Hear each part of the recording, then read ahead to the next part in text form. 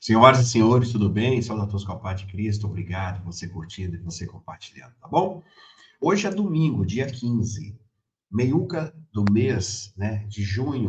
Julho tá chegando, final do ano também tá chegando e eu vou limpar meu óculos para poder te enxergar melhor. Vamos lá, estamos no meio de uma guerra, né? São 4 dias hoje. Nesse momento, Israel, né, tá saindo vitorioso, graças a Deus, mas também está perdendo vidas em seu território, né? Vendo agora. Mas, infelizmente, para que o mal ele seja destruído, infelizmente, às vezes é preciso cortar a própria carne, né? Como se diz. O Irã é uma ameaça não para só Israel, é ameaça para o mundo todo, né? O mundo todo. Agora ele também ameaçou os Estados Unidos. Donald Trump já falou: se vocês mexer conosco, vocês vão ver algo que vocês nunca viram na face da Terra. Então, o Irã se prepara porque não mexe com quem está quieto, hein? Não mexe com quem está quieto. Vamos lá? Vamos falar do advogado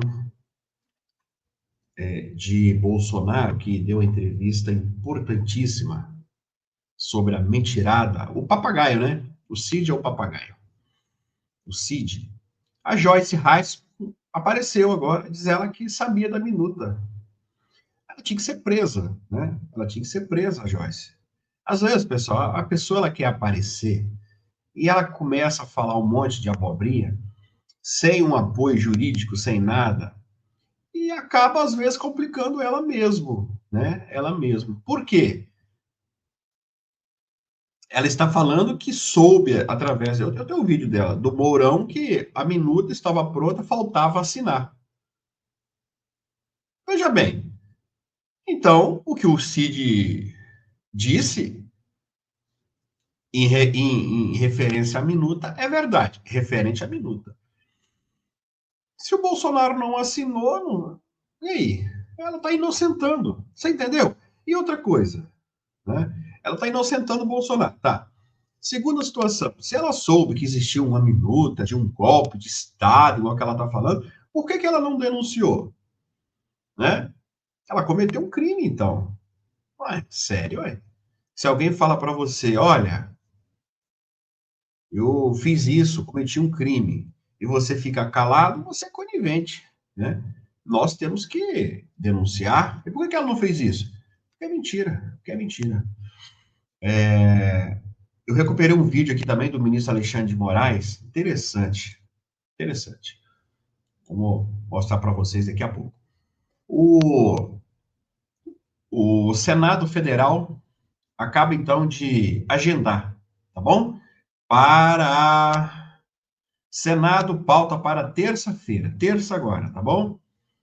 Depois de amanhã.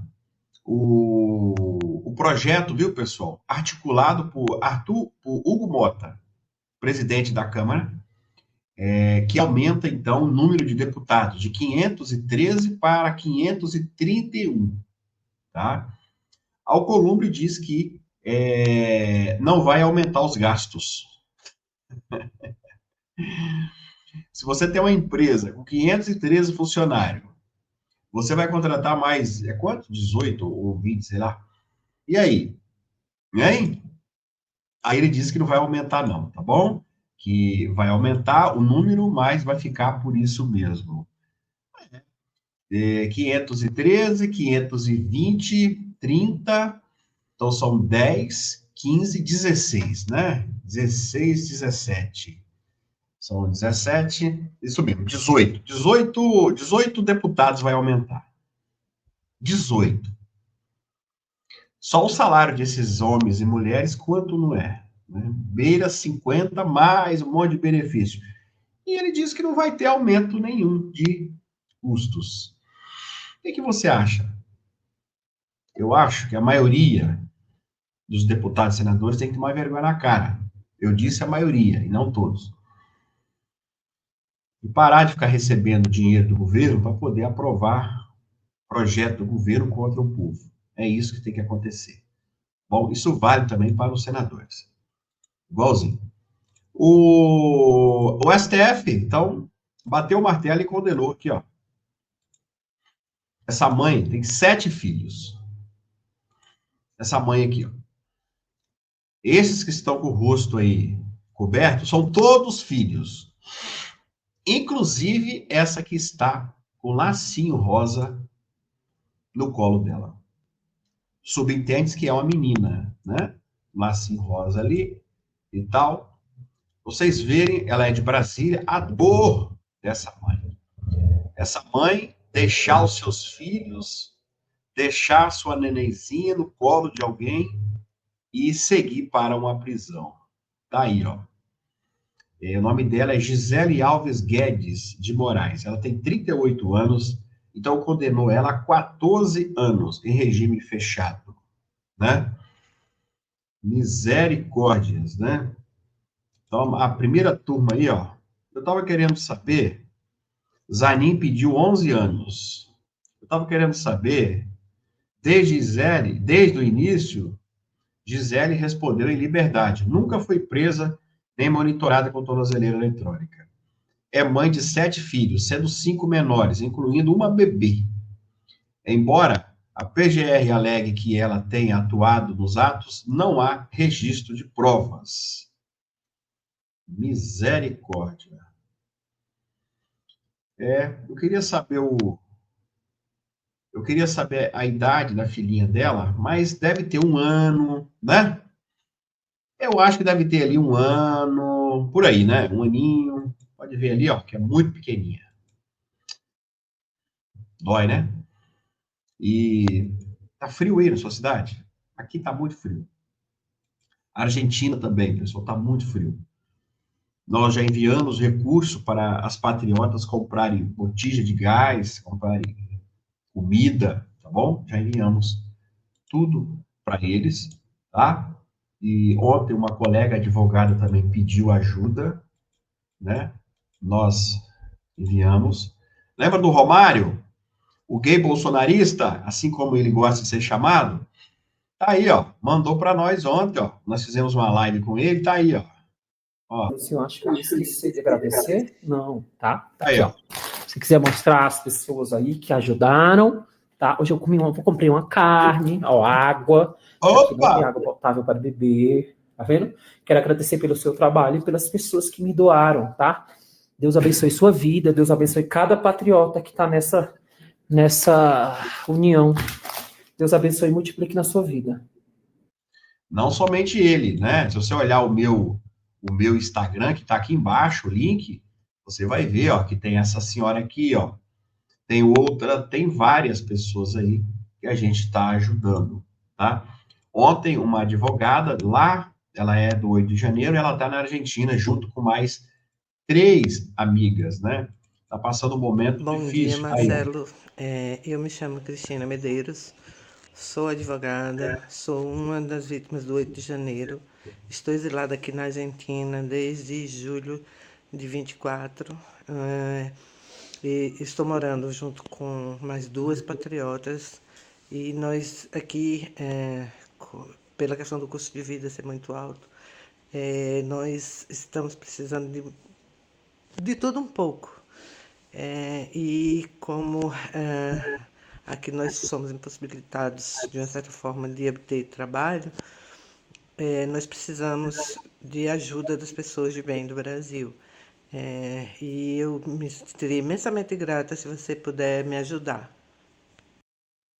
Aí, ó. A advogada, ela, pelo que ela falou, tem 1 ano, né? 1 ano, faz 1 ano agora que ela está na Argentina. São 3. Essa eu não consegui ajudar ainda, porque foi a última, né, que pediu. Então, por favor, nesse domingo, vamos fazer uma corrente, porque eu quero, a parte da tarde, já enviar um recurso para ela. Aqui está a chave e aqui está. Você manda nesse telefone aqui, tá bom? O comprovante. Quem não tem, aqui embaixo tem o número da conta. Vamos lá? Vamos seguir? Bora! Bora que nós temos aqui. Vamos ver o que a Joyce Heitz falou aqui. Depois nós seguimos para o advogado de Bolsonaro. Vamos ver o que essa senhorita falou? Vamos ver, vamos lá. Uma ideia, eu não sei em que ponto estava esse rascunho, mas um... Peraí.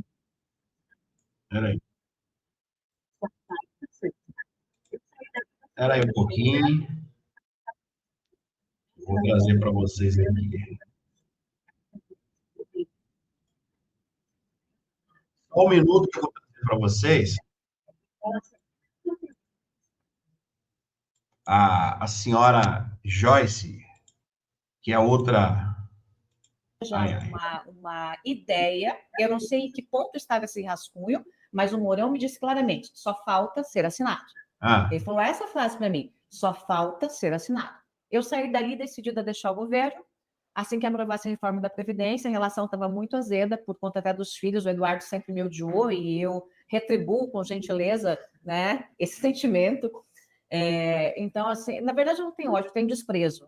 É diferente, assim, né? Porque o ódio é uma coisa ainda que você lembra da pessoa e tal, né? Não, eu tenho desprezo, simplesmente tenho asco.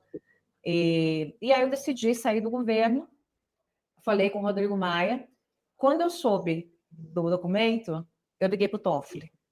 Eu não consegui não fazer nada, ainda que eu fosse do governo, porque se tratava da liberdade do Brasil, se tratava da democracia, se tratava da Constituição. Você ligou para o Toffoli? Você ligou para o ministro Supremo. Tá bom. Então, mais um, então, que estava sabendo, né? Tá. Então, eu falei, eu vou ficar com essa informação, vou sentar em cima da informação e vou correr o risco disso acontecer? Não vou. Então, eu liguei para o Toffoli. Toffoli falou, falei, Toffoli, eu preciso falar com você. E minha relação com o Toffoli não era lá das melhores, né? Mas eu como líder do governo, não, vamos conversar. Era num sábado e eu fui para a casa dele. Chegou na casa dele, parecia cena de filme. Ele colocou música alta, achei com medo de eu gravar alguma coisa. Imagina se faria uma coisa dessa. Música alta, tal, não sei o quê. E aí a gente sentou num sofá assim, e ele falou baixinho. E eu contei para ele a história. Eu falei, olha, vocês se preparem, porque não é brincadeira o que está acontecendo. O Bolsonaro é louco e ele é capaz de fazer isso. Se ele vai fazer isso agora, amanhã, daqui um ano, no final do governo, eu não sei. Mas existe já um rascunho para o golpe, um rascunho chamando um novo ato institucional, inclusive. O Toffoli regalou os olhos para mim e disse, olha, ele ficou meio sem acreditar, assim, achou que era o exagero que eu estava falando. Certo. Mas eu vi que ali ele ficou com uma preocupação e eu pedi para ele dividir com alguns dos ministros do Supremo essa preocupação. Então, eu alertei o Supremo na época. Vamos lá. Essa senhora, ela disse, então, que ela sabia que o Bolsonaro não assinou, então o Bolsonaro está fora, né? E ela falou que falou para o Supremo Tribunal Federal. Você sabe por que ela falou para o Toffoli? Você sabe? E não para o ministro Alexandre de Moraes? Você sabia que o início desse inquérito das fake news era ele, no início? Você sabia disso? Não? Era. Por isso que ela falou com ele. Aí, depois, isso foi passado para o ministro Alexandre de Moraes. Né? Você sabia disso? Por isso. Então, o Supremo também estava sabendo. Olha aí, que interessante, né? Olha isso. Prevaricaram? Vamos ver o advogado de Bolsonaro, então? Vamos lá, vamos ver. Que agora a cobra fuma. Bora! Aqui, né, é isso que se tentou fazer ao longo do inquérito, né? Esse inquérito, o relatório final do inquérito, onde indiciou o presidente Bolsonaro e todos os demais hoje réus, ele tentou, ao longo de 2 anos de investigação, conectar o presidente Bolsonaro ao 8 de janeiro. E não conseguiu, não o fez. Você não encontra um único elemento ligando o presidente Bolsonaro aos atos do 8 de janeiro. Você não tem ele falando com manifestantes, você não tem uma ida dele em acampamentos, nada, nenhuma conexão. Tanto que o relatório da polícia não fez essa conexão porque não conseguiu. Quando o inquérito encerrado vai para a Procuradoria-Geral da República, muito provavelmente a equipe verificou e falou, olha, se a gente não conectar Bolsonaro ao 8 de janeiro, não tem como formular essa denúncia, justamente por conta da dicção legal que exige a violência ou a grave ameaça como início de execução. Olha, o relatório da Polícia Federal, na verdade, e também a sua subsequente denúncia pela PGR, me parece uma grande narrativa que não consegue conectar pontos. Tenta, sustenta, mas não consegue. Eu até já falei isso algumas vezes aqui, né? A Polícia Federal, ao longo do seu relatório, usa o advérbio, e advérbio de dúvida, possivelmente por 96 vezes. Quer dizer, você não pode formular uma acusação, uma imputação dessa gravidade com tantas elucubrações, com tantos possivelmente. Aí, ó, o advogado de Bolsonaro, então, falando aí que não conseguiram, pessoal, não conseguiram conectar o Bolsonaro com nada. Aliás, tentaram pegar o Cid, vamos pegar o Cid, porque o Cid, ele é ex-assessor, ele sabe de tudo. Tá bom, vamos pegar ele. Cid, fala aí. Aí ele falou uma, falou duas, falou três, falou quatro, 13. Agora chegou em 13 meses. E mais uma vez caiu tudo por terra. Tudo mentira, né? O Cid. Então, meus queridos, para vocês verem que nada liga o Bolsonaro a essa trama, se podemos se chamar assim. Nada, zero. E agora o Moraes ficou com isso tudo na mão, fala assim, meu Deus, o que eu vou fazer agora? Porque a única coisa que ligava o Bolsonaro a tudo isso era uma fala de alguém e que não tem credibilidade nenhuma. Como que se diz por aí? Não tem crédito para comprar nenhuma bala, né? O Cid é isso aí. Exatamente isso. E o ministro fica perdido. Perdido, ele não sabe o que faz. Eu resgatei um vídeo aqui interessante do ministro Alexandre de Moraes. É bom a gente relembrar isso aqui, porque isso foi avisado, que ele... Olha aqui, dá uma olhada nisso aqui. Na véspera da sabatina de Alexandre de Moraes, o Senado recebeu um abaixo-assinado contra a indicação dele ao Supremo Tribunal Federal. Estudantes de direito da faculdade onde ele leciona lideram o protesto. A nota de repúdio foi lida pela presidente do Centro Acadêmico da Faculdade de Direito da Universidade de São Paulo. A manifestação veio acompanhada de mais de 270 mil assinaturas. Ela também tem o apoio de entidades da sociedade civil, como a Associação de Juízes para a Democracia e o grupo Tortura Nunca Mais. A nota alega que Alexandre de Moraes, indicado ao Supremo Tribunal Federal, tem uma postura partidarizada e não cumpre os requisitos para ocupar uma vaga na Suprema Corte. Com secundaristas, o Alexandre de Moraes permitiu que houvesse integração de posse sem mandado judicial. Diante da crise do sistema carcerário recentemente, a gente viu uma atitude displicente dele, incompatível com o cargo. O Centro Acadêmico já tinha se posicionado contrário a esse posicionamento dele, e sem falar no notório saber jurídico, a gente acredita que ele não possui, como a imprensa tem divulgado, os casos de plágio na tese dele. Senadores da oposição receberam o abaixo-assinado e pediram à Comissão de Constituição e Justiça que inclua o documento no processo de sabatina de Alexandre de Moraes. Nós consideramos preocupante, temerário, para dizer o mínimo, que alguém com o conjunto de argumentações contrárias que a sociedade civil tem apresentado, seja indicado pelo senhor presidente da República para um posto da qual terá um mandato de, no mínimo, outros 26 a 27 anos. A manifestação de todos brasileiros é oportuna e importante. É preciso que nós, na democracia, aceitemos as opiniões divergentes, as opiniões que podem contribuir de alguma forma para que nós façamos melhor o nosso trabalho. O Senado tem uma grande responsabilidade. Até às 8h10 de hoje, 1.072 perguntas de cidadãos haviam sido encaminhadas para a sabatina. E o público poderá continuar encaminhando essas perguntas até o fim da sabatina. Foi avisado, né? Foi avisado que o homem não tinha notório saber jurídico, plágio, enfim, um monte de coisa, né? E aí jogou para cima de nós Esse cidadão aí, nervoso, brabo, não tem piedade de ninguém. Só o que estão fazendo com o pessoal do 8 de janeiro é uma das maiores crueldades que nós já vimos em todos os tempos.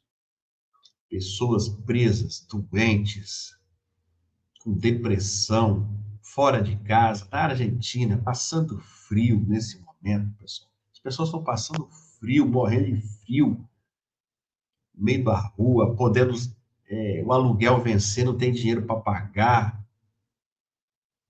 Um absurdo que está acontecendo no nosso país. Nosso canal segue ajudando essas pessoas, pessoal. Segue ajudando, pelo menos para se manter vivas e agasalhadas dentro de casa. Pelo menos isso. Comendo. Eu queria olhar no fundo do seu olho e te dizer muito obrigado por você que está ajudando esses patriotas. Muito obrigado. Nós temos hoje o compromisso de 3 mulheres, sendo uma advogada que foi expulsa do seu país, há 1 ano hoje está lá, junto. E ela disse, se acontecer comigo, vai acontecer com mais 2. Vocês viram o vídeo dela, né? Você que não viu, volta a live que está aí o vídeo. Se acontecer comigo, é mais 2 que está comigo, então são 3. Mulheres, vamos ajudar essa pobre. Hoje, antes das 18 horas, eu já quero ajudar ela. Eu preciso da ajuda de vocês ainda hoje. Aqui está a chave e aqui você manda o seu comprovante, que eu tenho prazer em te responder. Muito bom dia, fica todos com Deus.